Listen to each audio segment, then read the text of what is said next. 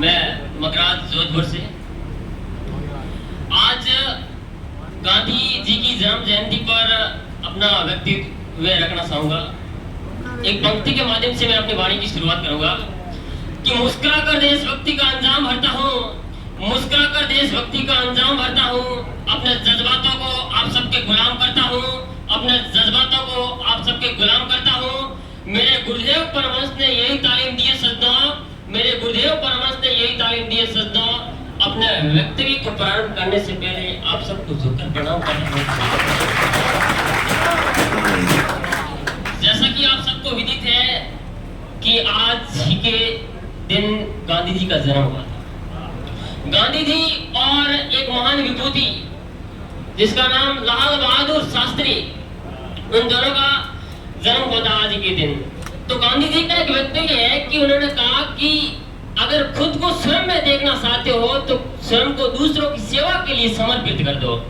और लाल बहादुर शास्त्री है, उनका है कि वो कहते हैं कि अनुशासन, जिंदगी में अनुशासन का महत्व क्या होता है उनके बारे में वो बताते हैं। Discipline is very important our life who is being grateful man.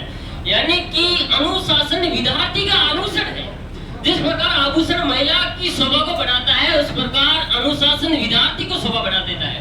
इसलिए जिंदगी में अनुशासन रखना बहुत जरूरी है। तो मैं अब गांधी जी के बारे में थोड़ा सा बताऊंगा, क्योंकि समय का थोड़ा अभाव है, तो मैं शॉर्टली इन बात को बताऊंगा। तो गांधी जी एक इतना बड़ा उनका महान व्यक्तित्व है। उनके बारे में बताने से पहले मैं माफी मांगूंगा, क्योंकि जिस प्रकार एक गूंगा व्यक्ति गुड़ का वर्णन नहीं कर सकता, उस प्रकार मैं उनका वर्णन नहीं कर सकता हूँ। लेकिन फिर भी मैं थोड़ा बताने का प्रयास करूंगा कि जब संविधान सभा के अंदर प्रारूप समिति के निर्माण में जब उनका अध्यक्ष बनाने की बात आई, तब जगजीवन राम बाबू ने उनको पूछा कि प्रारूप समिति का अध्यक्ष किसे बनाया जाए।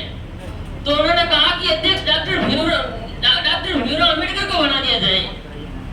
तब जगजीवन राम बाबू ने कहा कि गांधी जी और अम्बेडकर साहब, आप दोनों के बीच में इतने मत विरोधी है और आप बात कर रहे हो कि उनको अध्यक्ष बना दो।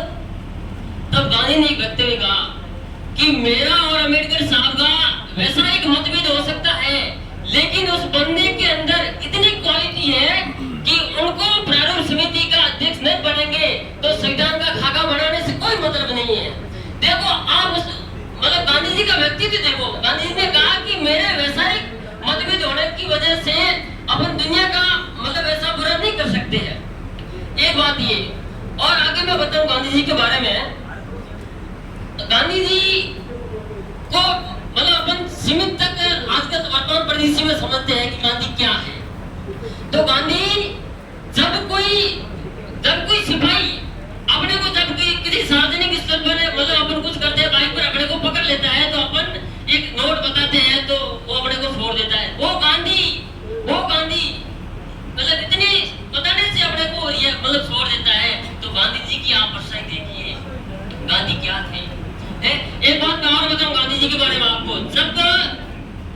जब अपने डॉक्टर भीमराव अम्बेडकर और गांधी जी के बीच में पूना पैक्ट हुआ था, पूना पैक्ट, तो जब बात आई मतलब वो जो दलितों को अलग मत देने के बारे में वो बात आई, जब गांधी जी को अनशन पे बैठा दिया गया था, तब जब वो डॉक्टर भीमराव अम्बेडकर ने डॉक्टर राजेंद्र प्रसाद और गांधी जी की पत्नी ने अम्बेडकर से कहा कि आप गांधी जी से समझौता कर लो।